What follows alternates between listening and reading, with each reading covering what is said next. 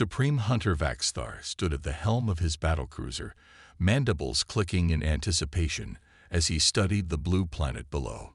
Earth, classified as a death world by the Galactic Council, but surely its inhabitants couldn't be as formidable as the rumors suggested.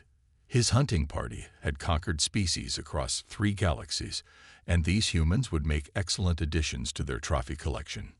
My lord, scans indicate a small military gathering in a region they call the Rocky Mountains, his sensor officer reported. Primitive projectile weapons and basic armor. Nothing our shields can't handle. Vaxthar's violet eyes narrowed with pleasure. A military target would provide more sport than civilian prey. Perfect. Prepare the drop pods. We'll show these humans what real warriors look like. What Vaxthar's advanced sensors failed to detect was that the small military gathering was actually a joint special operations command training exercise involving elite units from multiple NATO countries.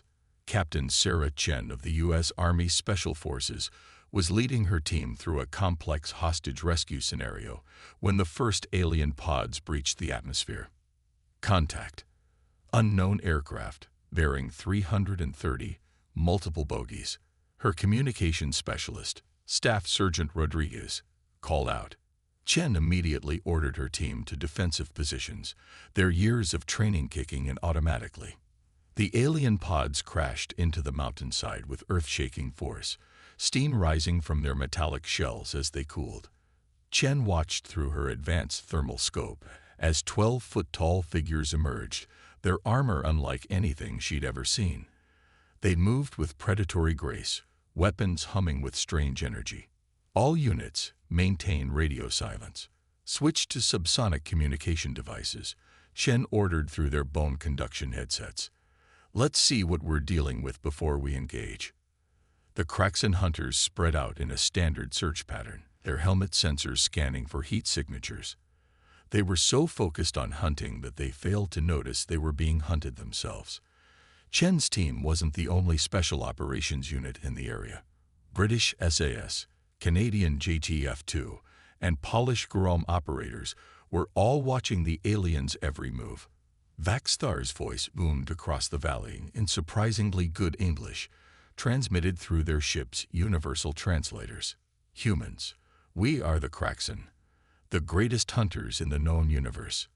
Your species has been chosen for the honor of becoming our prey. Resist if you wish. It will make the hunt more entertaining. Chen couldn't help but smile. These aliens had just made every mistake possible in special operations warfare. Announcing their presence, underestimating their opponent, and most importantly, assuming they had the tactical advantage in mountainous terrain that human special forces trained in regularly. Major Thompson, Chen whispered into her comm to the British SAS commander, I think these guys need a lesson in human hospitality. Agreed, Captain, came the clipped British reply. All units, execute Protocol Echo 7. Let's show our visitors why Earth is called a death world. The aliens advanced through the rocky terrain, their energy weapons ready. They expected to find frightened humans running or hiding. Instead, they found nothing. No heat signatures, no movement, no signs of life. The humans had seemingly vanished. What the Kraxan didn't know was that the Special Forces operators had already donned their thermal masking suits and were moving into position. Years of training in asymmetric warfare were about to pay off against an enemy that had never faced anything like human special operations forces. The first sign that something was wrong came when one of the Kraxan hunters at the rear of their formation simply disappeared. No sound, no warning, just gone. Then another vanished from their right flank. Vaxthar's mandibles clicked in frustration as he realized his hunters were being picked off one by one. Impossible, he snarled. Their weapons should be useless against our shields. What he didn't understand was that human special forces didn't rely on just their weapons. They used the environment itself as a weapon. The mountain had become a deadly maze. Hidden pit traps lined with diamond-tipped pitons that could pierce even advanced alien armor. Rock slides triggered by precisely placed charges. Ravines that became kill zones. The humans weren't just fighting. They were controlling the battlefield in ways the Kraxen had never imagined. Chen watched through her scope as the alien hunting party's disciplined formation began to break down. They were bunching up, making amateur mistakes that any first-year cadet would know better than to make. These mighty hunters had never faced prey that hunted back, and they were about to learn why that was a fatal error. "All units," she whispered into her comm. "Commence Operation Thunderbolt. Let's show these hunters what happens when you pick the wrong planet to invade." The mountains were about to teach the Kraxen a lesson they would never forget, if any of them survived to remember it. Vaxthar's pride crumbled as another of his elite hunters disappeared into the misty mountain darkness. His species had evolved as apex predators, their sensory organs capable of detecting the slightest movement, the faintest heartbeat. Yet somehow, these humans were invisible to them. "Switch to infrared spectrum 7, he commanded his remaining warriors. They must be using some primitive cloaking technology. The Kraxen hunters adjusted their visors, but the mountains remained eerily empty. What they didn't know was that the Special Forces teams had long ago mastered the art of defeating thermal imaging through a combination of advanced suits and ancient techniques. Captain Chen watched from her position as the aliens clustered together, their formation growing tighter with each lost comrade.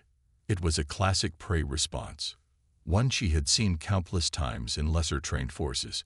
She keyed her comm once, signaling the next phase of their counterattack. High above the valley, a polished Guralm sniper team had set up in a position that would have been impossible for most humans to reach. Master Sergeant Kowalski adjusted his advanced Barrett Memorade rifle, the special tungsten core ammunition designed to penetrate the toughest armor. They had already discovered that while the aliens' energy shields could stop their regular rounds, they hadn't been designed to deal with hypervelocity kinetic impacts. "Target acquired," Kowalski whispered in Polish, his spotter confirming the wind calculations. Taking the shot. The crack of the rifle was lost in a perfectly timed thunderclap, part of the humans' careful use of natural cover. One of the alien warriors suddenly stumbled, purple blood spraying from a breach in its supposedly impenetrable armor. The shot had caught it in a joint, exactly where Chen's team had observed a weakness during their initial contact. Vaxthar roared in fury. "Return fire. Burn the mountains down if you have to." His hunters unleashed a barrage of plasma bolts, scorching the rocks, but hitting nothing. The humans had already moved, using pre-planned routes that kept them constantly in cover. In orbit, the Kraxen battlecruiser attempted to get a weapons lock on the human positions, but the mountain's natural mineral deposits created interference with their targeting systems. It was another factor the humans had counted on. They hadn't chosen this training ground by accident. "Sir," one of Vaxthar's subordinates called out, "we're detecting energy signatures approaching from multiple vectors." The alien commander spun around, expecting to finally see his prey. Instead, small drones emerged from the mist, simple, expendable devices that the Special Forces use to confuse and distract. Chen's voice crackled through the aliens' communication systems, her tone calm and professional. "Attention Kraxen forces, you have entered a restricted military training area and engaged in hostile actions against Earth's Special Operations Forces. We are now treating this as a Class 1 threat response. You have 30 seconds to surrender." The aliens' response was predictable. They opened fire on the drones, their energy weapons creating spectacular light shows in the mountain mist. But while they were distracted, British SAS teams had moved into position with prototype electromagnetic pulse weapons. The humans had quickly realized that for all their advanced technology, the Kraxen relied heavily on their powered armor and energy shields. "Now," Chen commanded, and the EMP weapons fired. The effect was immediate. The aliens' armor systems flickered and sparked, their shields failing.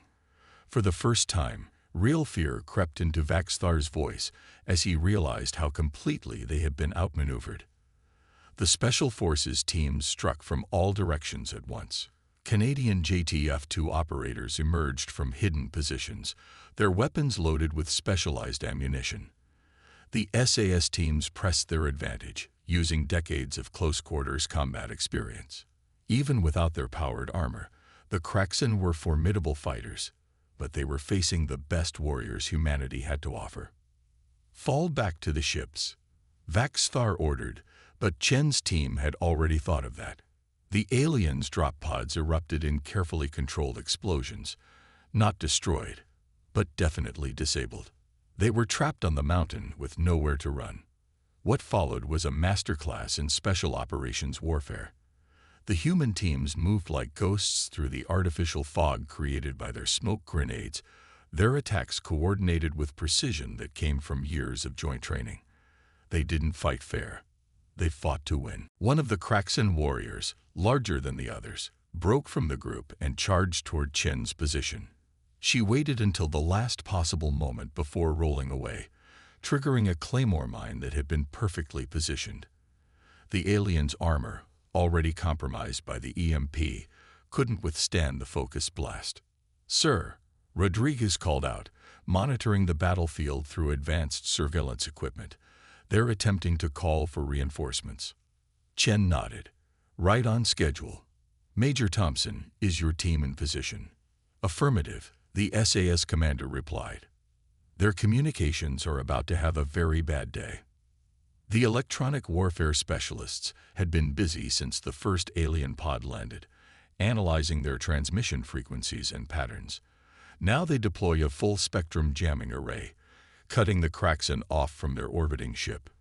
Vaxthar watched in disbelief as his mighty hunting party was systematically dismantled by prey that was proving to be far more dangerous than any predator he had ever encountered. The humans weren't just fighting back. They were hunting his hunters with a skill and precision that seemed impossible for such a primitive species. As night fell over the mountains, the temperature dropping rapidly, Chen knew they had the aliens exactly where they wanted them. The real hunting was about to begin, and the Kraxen were about to learn why Earth's special forces were considered among the deadliest warriors in human history. Would you like me to continue with Part 3? The night belonged to Earth's special forces. In the pitch-black mountains, where even starlight was obscured by storm clouds, the Kraxen hunters learned what true fear felt like. Their advanced vision systems, compromised by the EMP attacks, flickered unreliably in the darkness. Every shadow could hide death. Every sound could be their last. "Status report," Vaxthar demanded, his voice having lost its earlier arrogance. Only 7 of his original 20 hunters remained, and those were wounded or exhausted. "Our shields are at minimal power, long-range communications are still jammed, and we've lost contact with the ship," his second-in-command reported. "These humans, they're not like anything we've encountered before." In her concealed command position, Captain Chen monitored the aliens' movements through an array of advanced sensors. Her team had deployed sound detectors that could pick up the slightest movement, creating a real-time map of the enemy's location. The Special Forces had trained for years to fight in complete darkness. It was time to put those skills to use. "All teams, execute Night Stalker protocols," she ordered softly. "Let's show them why humans are considered apex predators on this planet." The first sign that the night had turned against them came when strange sounds began echoing through the mountains. The Special Forces teams were using acoustic warfare, playing carefully crafted sounds that seemed to come from everywhere and nowhere at once. To the aliens' sensitive hearing, it was maddening. "They're trying to disorient us," Vaxthar growled. "Stand firm. We are Kraxen hunters.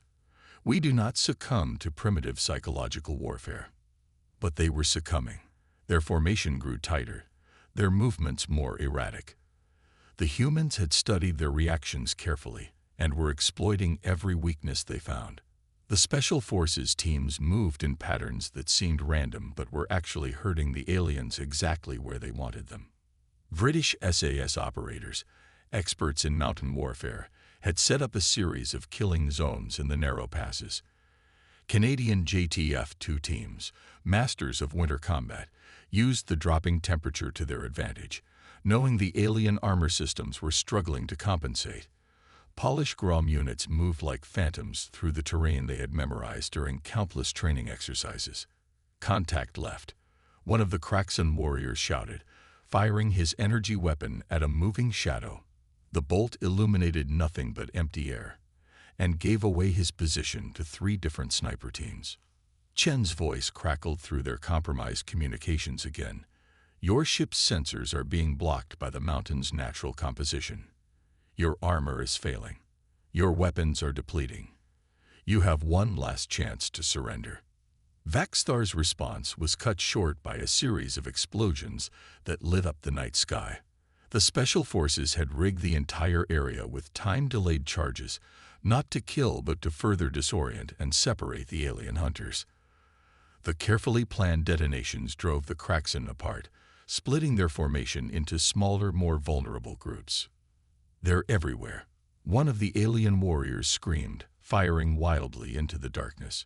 His energy weapon's signature gave away his position, and seconds later, he was neutralized by a perfectly placed shot from Kowalski's sniper team. The remaining Kraxan tried to regroup, but the humans had turned the mountain into a maze of death. Every route they took led them into another ambush. Every defensive position they tried to establish was already covered by multiple firing angles. They were being hunted with a precision that made their own hunting skills seem amateurish in comparison. Staff Sergeant Rodriguez monitored the alien communications, which were growing increasingly desperate. Captain, they're starting to break. Their combat effectiveness is down to less than 30%. Chen nodded, watching through her night vision as another alien warrior stumbled into a trap. The Special Forces teams had deployed a network of nearly invisible carbon fiber wires at various heights, simple but devastating against the panicked aliens running in the dark. All teams, prepare for final containment, she ordered. Remember, we want at least one of them alive. The brass will want to have a chat with our visitors. The night was punctuated by brief violent encounters. The humans never stayed in one place long enough to become targets, striking from unexpected angles and disappearing before the aliens could respond. They used the terrain, the weather, and the darkness itself as weapons, turning the Kraxan's technological advantages against them.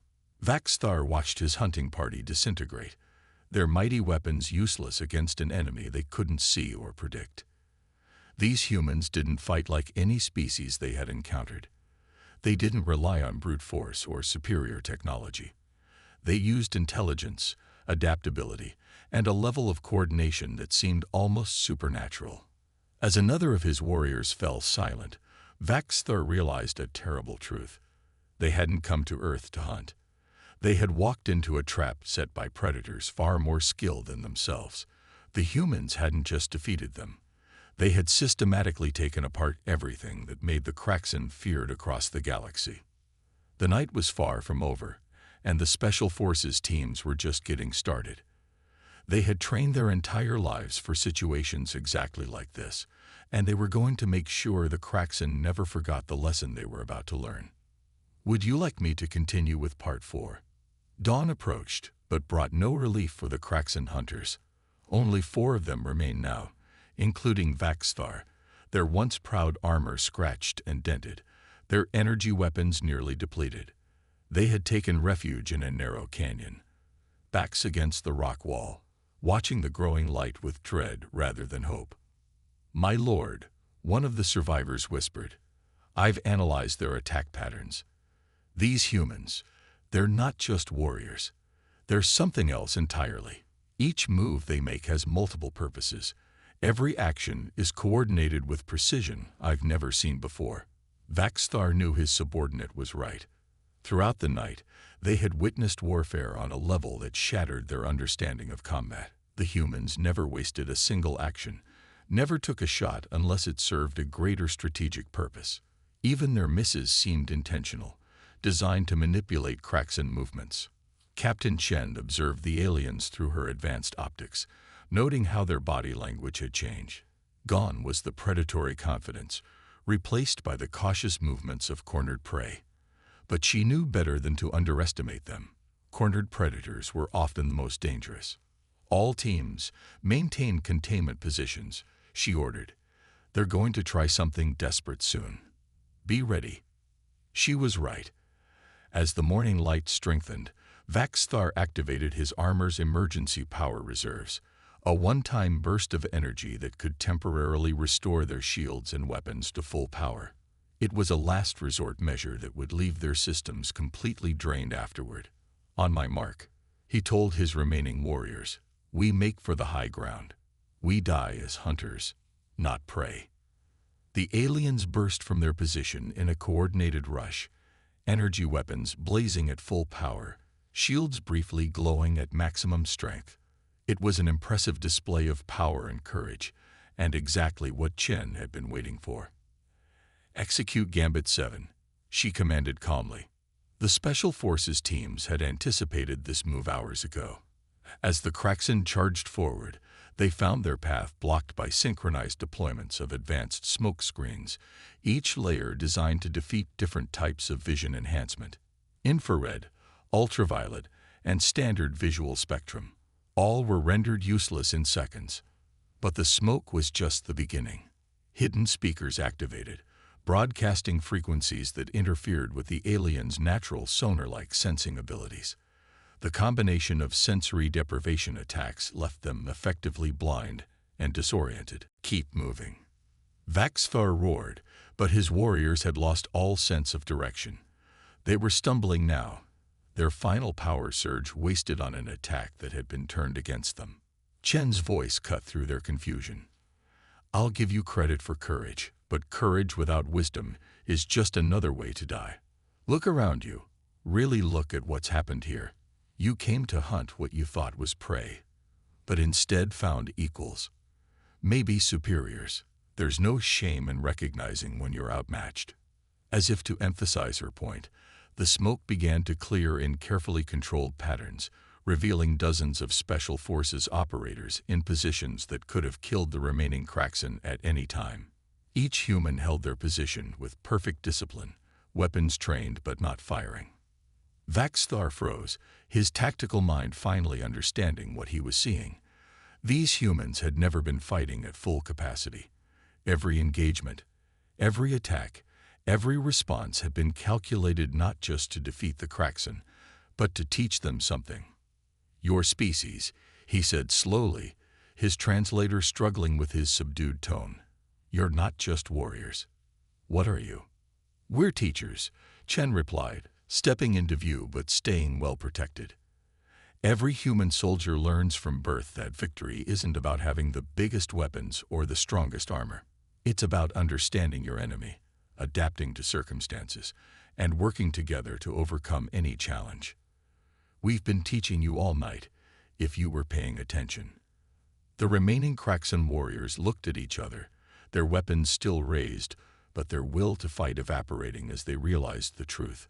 They had never stood a chance, not because humans were stronger or more advanced, but because they had fundamentally misunderstood what they were facing.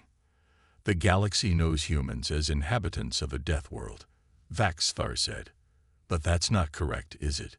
You're not survivors of a death world. You are the death world." Chen allowed herself a small smile. "Now you're learning. So, shall we continue this battle, or would you like to discuss terms of surrender? I imagine your people would be very interested in hearing about everything you've learned here." The morning sun finally broke through the clouds, illuminating a battlefield that had been transformed into a classroom, where Earth's Special Forces had taught a lesson that would echo across the galaxy. Humans weren't just another species to be hunted. They were the measure by which true warriors should be judged. "Would you like me to continue with the final part?" Vaxthar stood before Captain Chen, his weapons powered down, his proud posture replaced by one of respectful attention. The remaining Kraxen warriors had followed their leader's example, finally accepting that they had stumbled into something far beyond their understanding. "Your terms?" Vaxthar asked, his translator conveying a tone of newfound humility. Chen gestured to the surrounding Special Forces teams, who maintained their professional discipline even in victory. "First, you'll send a message to your ship. Tell them exactly what happened here. No embellishments, no face-saving lies. The galaxy needs to understand exactly what it means to engage human military forces." The alien commander nodded slowly. "And then?" Then we talk. Your people clearly have impressive technology, and we have much to teach each other. But first, you need to understand why you failed here today. Not just tactically, but fundamentally.